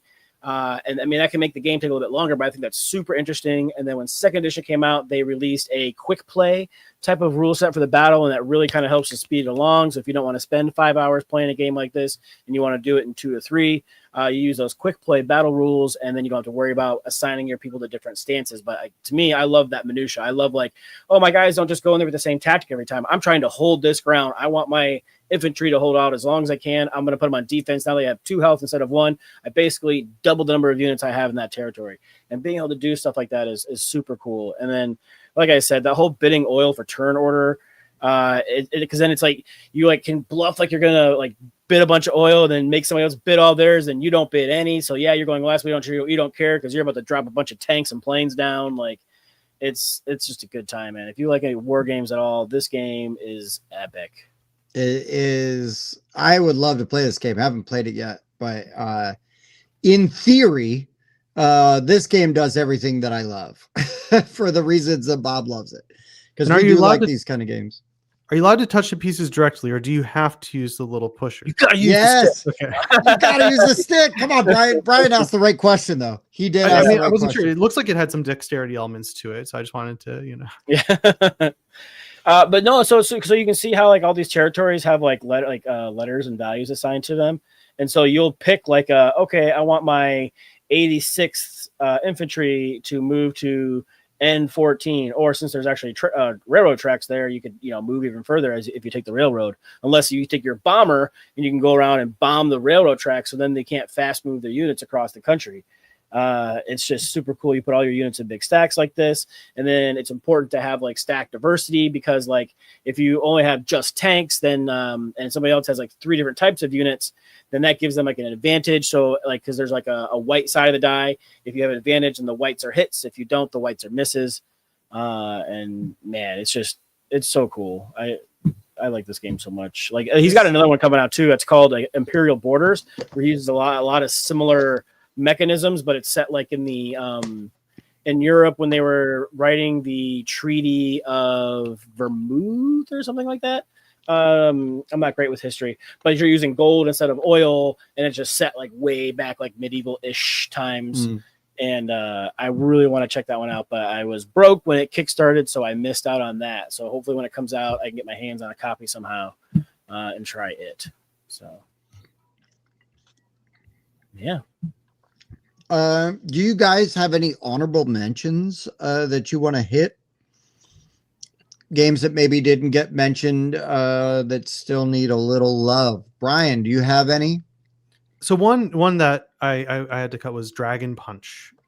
So it's another one of these fighting games. There's a bit of thing here. It's much like Pocket Paragons in that it's like very slimmed down. It's like a wallet. It's a wallet game. And I think it was level 99 published a while ago, and you have your moves, your simple like high punch, low kick kind of thing, and it's kind of an exhaustion thing.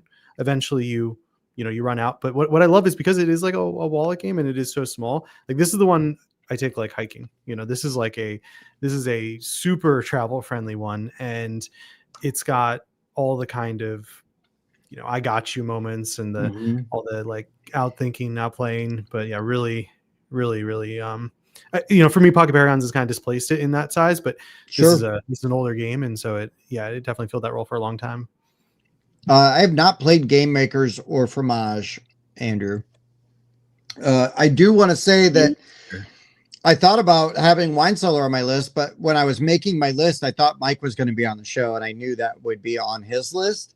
Same. So I left it off, and that's I'm going to leave it at that. I have Take 5, or what is that? 6 Nymph. Take 5. Yeah. That is a awesome simultaneous, reveal, and just watch your doom unfold in front of you. Super fun. After Us is sort of a simultaneous reveal. That's why it's on the. They do have the disc thing where you flip over or whatever. That's why it's on the honorable mention and not in there, because as much as I love the game, I had to push it back. Super Snipers from Galen Games, really fun, really good one that does this really well. I really like Space Lion from Solus Games, where it's a lane battler, and lots of interesting choices as to where you're going to decide you're going to, put your assets and, and it's interesting because you can play like side to side, like it scales up to one shared lane. You can play like 4 people, right? But you're only left person, right person, then the shared one in the middle. So it kind of has a little bit of that, like, I don't know, what was it like Emperor or something? Those big Magic formats where you play like 3v3 or something, but free for all. Yeah. Bob wouldn't know anything about the Magic formats, but yes, you are correct. Just kidding. Bob is a hardcore Magic player. Wait, what? and what's really funny is when I wrote down Space Lion, I'm like, oh, well, nobody knows about Solus Games except for us. And then here you are, you're like neighbors, you're buddies with those guys. Again, please tell them that we said hi, because I really like those dudes. Also had written down GKR Heavy Hitters because you are basically the card you pick. They're going to fire off based on sort of like an initiative level, an initiative value. And it's just a territory control, big mechs, great looking game from whatever. I mean, I guess kind of because you're marking all those territories. Yeah, I guess it's not really territory control as much. Almost like Gladiator-ish. Yeah, kind of. Yeah. I don't care. I love that game. It's super fun. Yeah, there is territory control as far as like you're marking the buildings and you're scoring points for holding buildings, but those are, and then I had Gloomhaven written down, but we basically covered it. So those were mine on my list, not covered. So one that doesn't get talked about a lot either, but it's kind of old, Lords of Zidit. That's the only ones where you're kind of like programming your movement ahead of time on these dials, and then you're all kind of revealing and resolving your, so you're making that decision before you know what everybody else is doing, type of games. That one faction of Root does that, right? Oh, excuse me. Does it? Yeah, there's like a bird A bird the birds are faction and they're programmed action, but it's you're not really like waiting to reveal at the same time other people are revealing their thing. So I don't necessarily think that counts. fair. So another one, this game, I really wanted to like this game a lot more than I did. I thought about it because it does this, awesomely where you want to reveal, and if you reveal with the same card as somebody else, you get like a boosted effect, but then it also has a negative overall thing that happens. But Septima, I ended up getting rid of my copy though because it fell a little flat, but I really wanted to like it more than I did.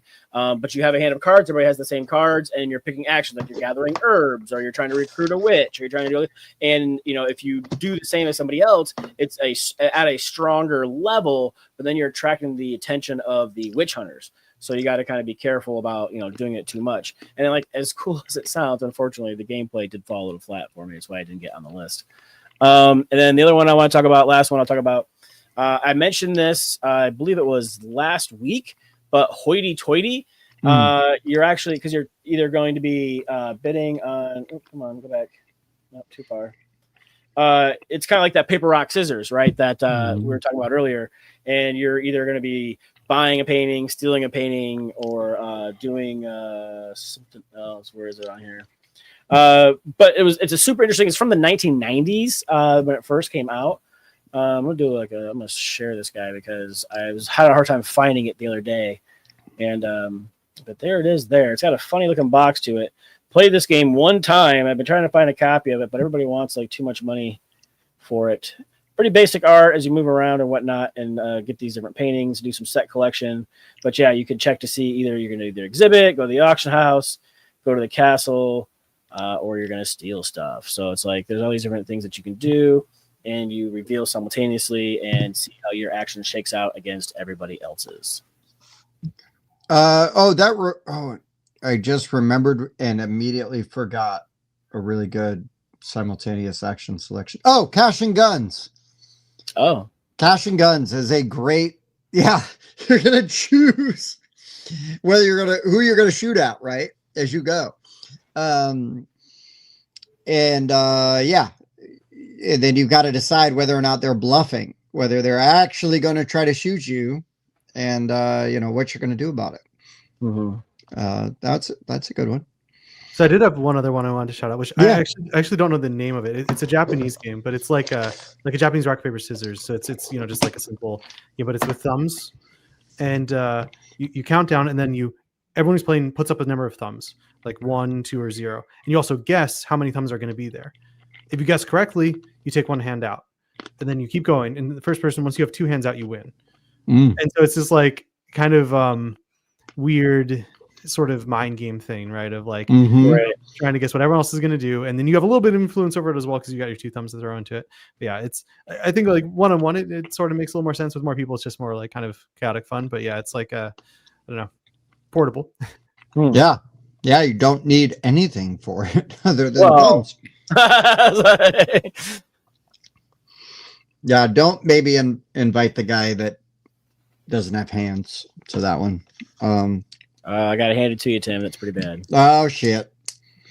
What if I get my Saw Collector's Edition out? That's got an extra hand in it. Oh, there you go. Borrow one. Yeah. I'm surprised nobody said Spirit Island. Isn't that a? Yeah, you're supposed to choose. The thing is, though, is like you end up playing with people, and that doesn't end up being super simultaneous, and you kind of can like talk about things and what you're going to do, but it is technically supposed to be simultaneous. Okay. Yeah, I feel like with my group, we always discuss at great length, like, okay, I'm going to do this. Then a lot of meta going on there. Yeah, like I'll get you these elements, you give me those, and it's Okay, fair. It's kind of like us playing Gloomhaven Online, Tim. We cheat, right? And discuss like, oh no, I'm gonna go really fast, like out on 11 fast. Yeah.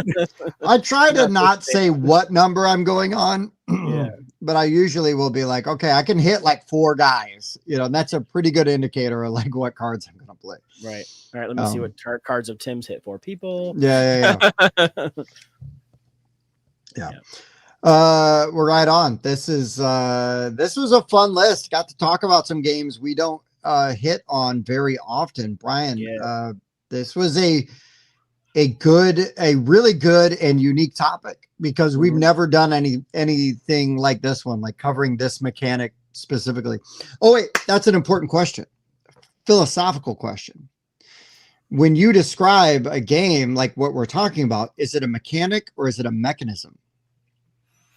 I always say mechanic. I don't know if that's right. I say mechanic. Listen, I don't know what's right either. I don't care. I just wanted to know because I know people get bent out of shape about it. Mechanism sounds fancier. Maybe I'll start saying that. I don't know, man. Mechanism. Yeah, whatever works. What I've been told is a mechanic is like a person, a mechanism is a thing. Yeah, but Take it how you want. yeah, okay. I mean, it's fine either way. When I think of mechanism, I think of like some kind of clever little steampunk contraption. You know, it's Right, like, right, right. That's a mechanism in the game, you right? know, So it's a yeah. thing that this does, right? It's a Andrew says he'll be watching in full tomorrow. Yeah, Andrew, I'd love to hear your thoughts, man. Let us know what we've missed and what you think are some of your favorites. I'd love to hear that. But yeah, man, Brian, thank you again for coming on and doing this with us. It's always fun when we get to meet a new person. So we had only ever messaged sort of back and forth via Instagram. You know, I mean, that's kind of how we found the game and like set up doing a video for it and everything. And I appreciate your willingness and the bravery to come on to a show with some strangers and danger. And hang out with us for a little bit. Because it's not always easy and that's not everybody's cup of tea. So I really appreciate it. It's been super fun. And thank you so much for covering Legends Arena. And yeah, I don't know. I do like talking about games at length, and you know, I think my wife is tired of hearing me like go on about whatever. You know. Oh, so she's not going to watch then? Damn it! Oh my goodness! Tell her to watch any other episode than this one then. Yeah. I got into it today with well, I didn't get into it, but like I was talking to a guy at work today, a customer that come in, and somehow it got onto the topic of conventions. I started talking about board games, and then he asked me what my number one game was, and then like I was talking to him for like 20-30 minutes, and he left, and the manager comes out and he's just shaking his head at me. Wait, was that dude a gamer? Not really, no. Okay. He was just super intrigued, like because we had talked about Magic a little bit, and then I talked about the conventions. Oh, sure. And then I started going, and I was wearing my board game rundown shirt underneath the new fleece, like Corey got his fleeces, and so I pulled up my shirt and I showed him my board game rundown. And he's like, "What's that?" I go, "It's my YouTube show." He's like, "You got a YouTube show?" And so I started talking about that and about board games, and then you know, my number one game, blah blah blah. So we probably made a gamer out of him. You've made a convert right there. Let's hope. Well, he's got super young kids. I think his oldest kid, he said, was 3 or 4. And I said, give it a few more years. And I told him a little about like some of the Haba games. Yeah, Haba. Like, you know, Haba's really where it's at. Stuff. Yeah. And so he's like, okay, cool. Yeah. It sounds like fun. So, you know, maybe a few years. When my oldest was 3, I brought in my first Castle Panic. Worked a treat. It's great. Oh, yeah. Yeah. I adore that one. It's actually a game, but it's very simple, but it's a real game. I want that deluxe edition of Castle Panic like so bad. It looks really cool. And those dudes are really cool. We talked to them a little bit at Origins, and the people at Fireside Games, I think it's Fireside. I really liked them. They were really nice. Yeah, Pablo, I will say I've never played Robo Rally. I did get back in May, I won a free copy of the Transformers Robo Rally, but I haven't played it yet. Robo Rally for me, like it was going to be either Robo Rally or Colt Express in that spot. And for me, like Colt edged it out just because of the train. Yeah. The train. But yeah, the train, they both kind of scratch that itch of that chaos. That train is fantastic. That train is fantastic. Yeah, I'm really looking forward to playing my Transformers Robo Rally. Like I said, I won a free copy of it. And it's like, well, the price is right. So let's get it played. Tim, I'm kind of surprised. Doesn't Ankh have a reveal thing? Only in the battles. Okay, I thought like the action thing too. Like it's a battle where you reveal the card and then okay. Yeah, the way the battles work, kind of that one. Kind of do that. No, I it's funny because I had also thought of Ankh and then was like, that's too small of a part of it. It's pushing it, and there's enough other games where I wasn't like desperate to try to like shoehorn it in. Sure. Is that a typical top 5 pick? I It's would just one like, of his favorite games. I mean, he enjoys yeah, it a lot, so that's why I was surprised. About I would like to say that I try to go atypical with our top fives. it. Yes, I think that I think that a lot of us, and is something that's really nice, is we try to find different games to talk about, even if they're sort of a repeat on the topic or something that's like kind of close. I think we all try to find unique approaches and different, like that way we can talk about different games different and games, keep not it. the same games all the time. Except for The fun thing about this list though was that like I had to really put some thought into just what games I was going to talk about and not like try to avoid games that I normally talk about. So Brian, again, I really like the when you were like simultaneous reveal, I'm like, okay, awesome, Game of Thrones. And then I was like, oh shit, what else? Now And then I had to dig in, kind of after that. And that's great. That's a great problem to have. Pablo, Mechs vs. Minions is a great co-op with simultaneous reveal programming. Probably my favorite one that does that of all. Movement. Yeah, that program movement. Yeah, But I thought there was like a turn order to that. Or do you just pick who goes first? there's a turn order. Okay. So because there's a turn order, to me, it's not it doesn't. The simultaneous part is like the draft part, right? Because you are drafting the cards that are in the middle. Well, it's still not simultaneous. It's in turn order. Yeah. What part is simultaneous on that? Nothing.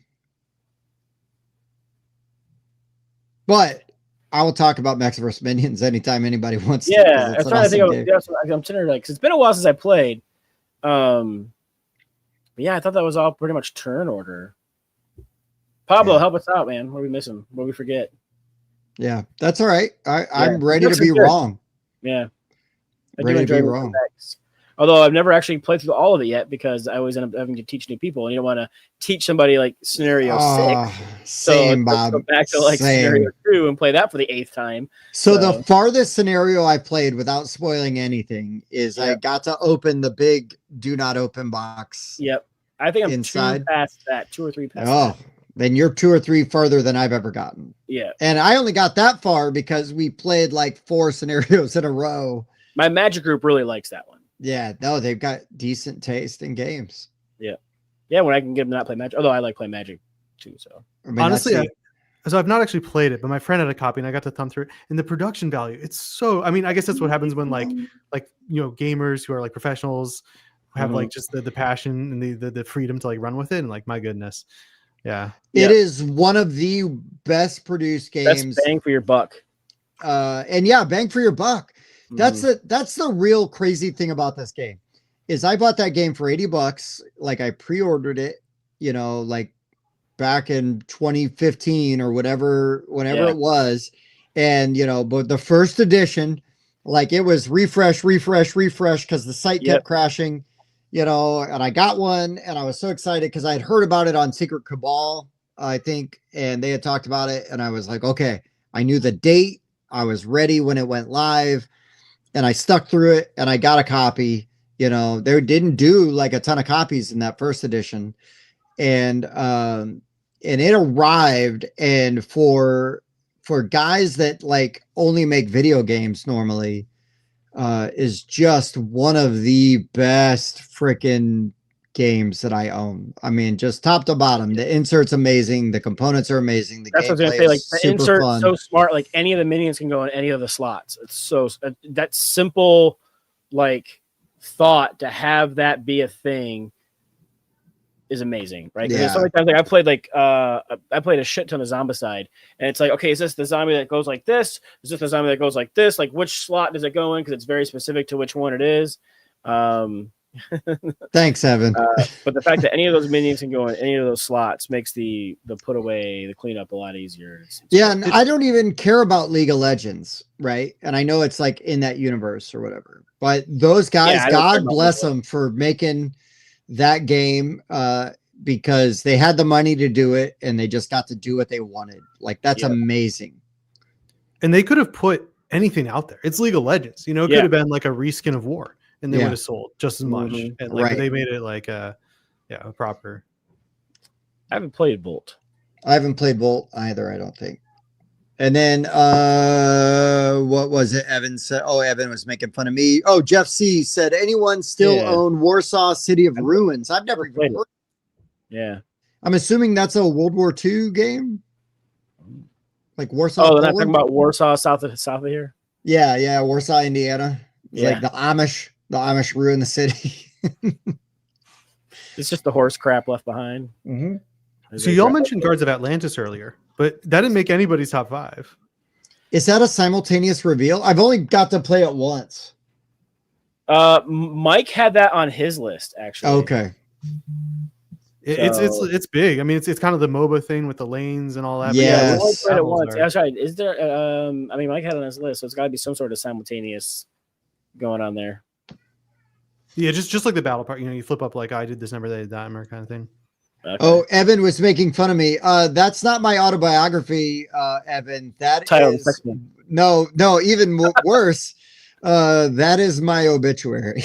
Oh, nice. That's it. Just what's on my gravestone. Oh, Evan was making fun of me. Tim Everly from 1978 to 2025. Let's go. Do you know Evan Halbert? You seem like you know a lot of people, Brian. Do you know Evan? No. Nice to meet you, Evan. Evan's a game designer. He co-designed After the Empire with Ryan Mock.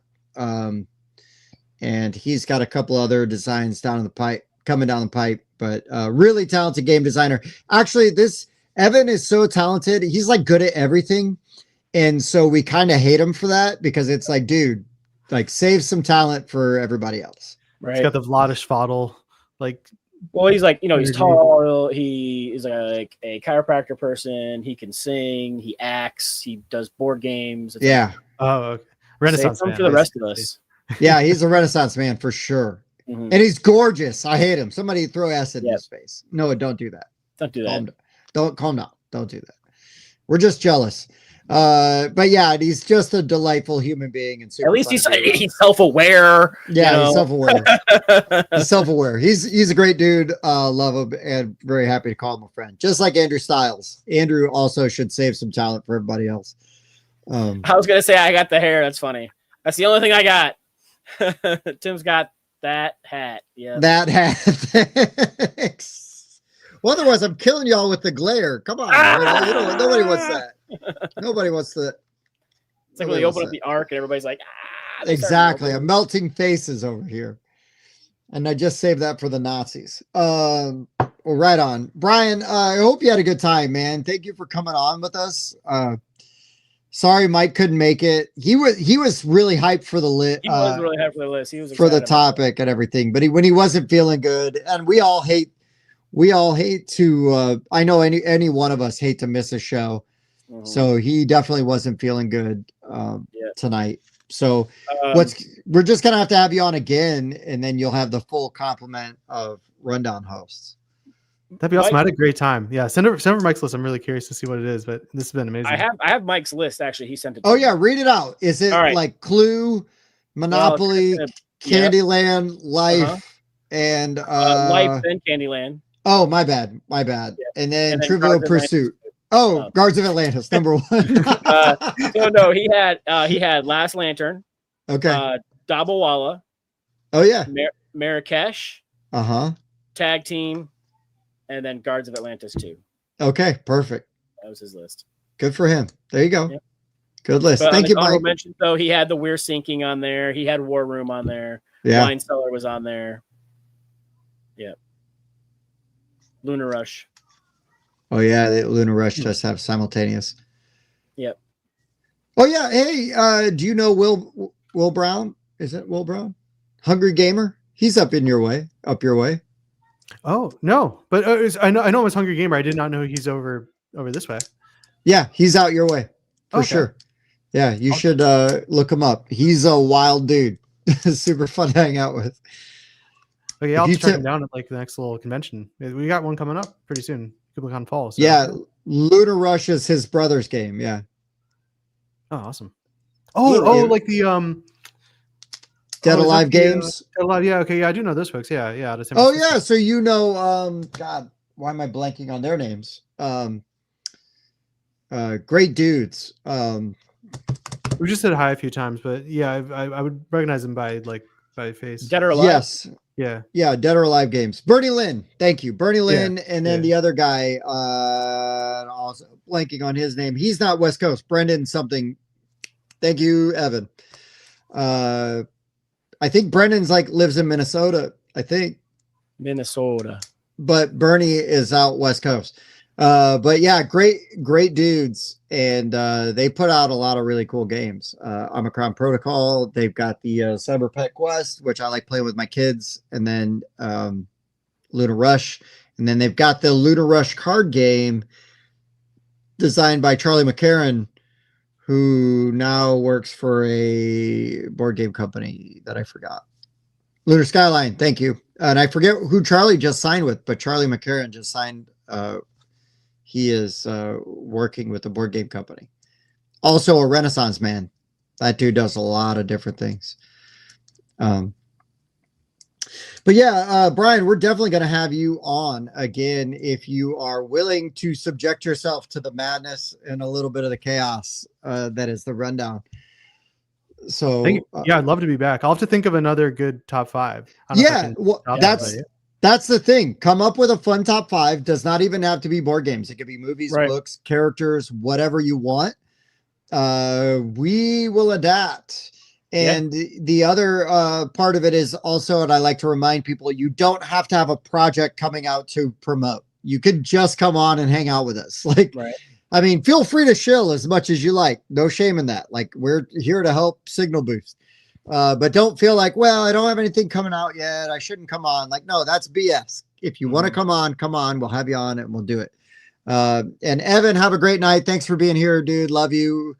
And yeah, enjoy your family. Give them hugs from the rundown, but not in a creepy way, in a very appropriate, like, hey, we're like the fun uncle kind of way. But Bobby, you got anything else before we sign off? I don't think so. Do you know who we have next week? No, we do have Seppi coming up soon. Seppi Yoon from Floodgate. We're going to be talking about Squirrel Away. And then, you know, it's Seppi. So we're going to, who knows what else we'll be talking about. Look forward to the first videos from Hoop Studios. It will be dropping in the next week or so. Should we call it War Room Studios? What? Hoop Studios? What? Oh. War Room Studios? Yeah, we could. War Room? Just call it the War Room? Well, then people get like Alex Jonesy vibes. Oh, yeah, we don't want to do that. Never mind. We don't want to do that. Out. I'm out. I'm out. Back up. Back up. Gentlemen, this is the War Room. No fighting, please. Back up. Yeah, gentlemen, there's no fighting in the War Room. Yeah. Wait, what? Oh. Respect the Kubrick quote there. Let's go. But yeah, Brian, come on anytime, man. If you've got something or you got a good idea and you've just got an itch to come on, reach out to us. Otherwise, just watch for our message as we slide into your DMs and be like, hey, man, you want to come on in the next month? Let us know. You gave us a great topic. Bits in here real quick. So make sure you guys go and let's see, copy link address. I'm figuring it out here. Bear with me. Do it. You got it. We're looking at Legends of the Arena. Legends of the Arena. It's on Kickstarter now. So here is his Instagram. You can find that there. And then is it Toth or Toth? Oh, it's a Toth. Toth Games. That's how I was saying it to myself. And I'm like, I better ask. Yeah, it rhymes with both, but nothing else. Goth, there you go. Sloth, moth, whatever, you know, so it's confusing. And now why Toth Games? Oh, it's just my name. Boo. Yeah, my brother and I. Just kidding. No, it's great. Very, very boring. That works. I think we like a bunch of stuff and you're like, let's just keep it simple and you know, keep it open. You know, if we named it Simultaneous Reveal Games or something, we make a game that's not Simultaneous Reveal. I feel pretty silly. And they're like, hey, wait a minute. Yeah. No, great. That's great. So yeah, thank you again for coming on. Thank you for giving us the opportunity to check out Legend of the Arena. I had a good time with it.